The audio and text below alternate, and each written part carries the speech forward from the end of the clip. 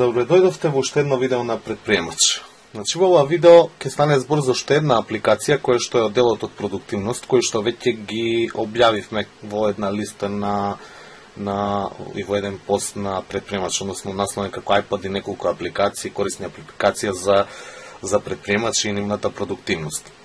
Значи во ова видео ќе стане збор за една друга апликација која што е наречена за која што пишував претходно и служи за правење на mind map. Значи тоа е ова апликација. Тука имам, например, веќе подготвено еден mind map, значи кој што не знам од каде пред некој извесен период го подготвив, дали беше како идеја од некој блог пост кој што сум го прочитал или од некоја книга, па сум фаќал забелешки. Но, значи има фолдери во кои што може да се снимаат мапите. За додавање на нова мапа едноставно се оди со знакчето плюс, се внесува името на мапата и во овој случај користам тастатурата.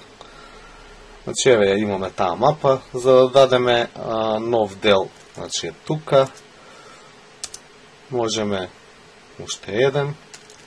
Ако сакаме веднаш под него одиме на ова второ, што се скратува време да не кликнувам на ова па да одам назад. Туку сакам да сменам боја, имам тука опции за боја, имам опции за облик, каков сакам да бидне. Исто така интересно, она што е интересно е што може секој дел од оваа мапа да представува одредена задача, како што забележувате тука. Значи можам да додадам, значи, почетен ден, значи за започнување на таа задача и краен ден за завршување на таа задача. А во исто време и самиот прогрес да го мерам, така да сето тоа ќе ни бидне прикажано тука и би можеле лесно да следиме што се случува со одреден проект или било што сме започнале. Имаме опции, значи, да додадеме како некои забелешки дополнителни.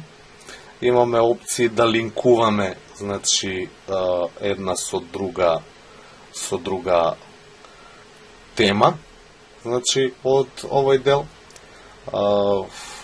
Тука имаме опции некои кои што ги задаваме претходно, значи, во однос на каква да бидне позадината, не знам, може ова да ја користам, дали да бидат организирани или не. Ги оставам вообичаено по дефолт како што се, ги менувам подоцна. Она што е интересно е што апликацијата овозможува да се прати, значи овој mind map, на различни опции. Можеме преку имейл, значи при што ќе се појави, ни дава опција, значи видите неколку елементи, ни го дава фајлот, значи од оваа апликација, ни дава, значи, една верзија која што е во PDF, мислам, и една верзија во слика. Тоа се зависи во она како сум подесил. Во овие опции за експорт. Значи, забележувате дека имам подесено PDF и слика PNG да испреќа. Значи, можеме да го пратиме во Dropbox, значи, и да избереме кој вид на файл. Значи, дали слика, дали PDF опција. Можеме уште повеќе други, значи преку iTunes, не знам, имейл архива, Wi-Fi трансфер или во вид на слика да го пратиме во фолдерот на самиот уред на iPad да бидне во фотос делот. Значи, со тоа, освен тоа, што сега да кажам, значи, во експорт опции ги имаме скоро сите фајлови кои што имаат апликации за ова. Еве го FreeMind, например, кој што можеме верзија 08 или верзија 09.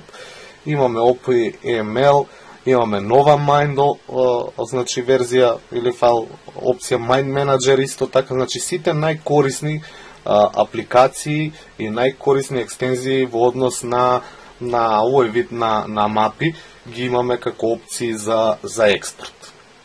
Во секој случај доста корисна апликација и која што може да ви помогне за да останете многу поорганизирани и по-продуктивни по секојдневните задачи и активности што ги извршувате како еден предприемач.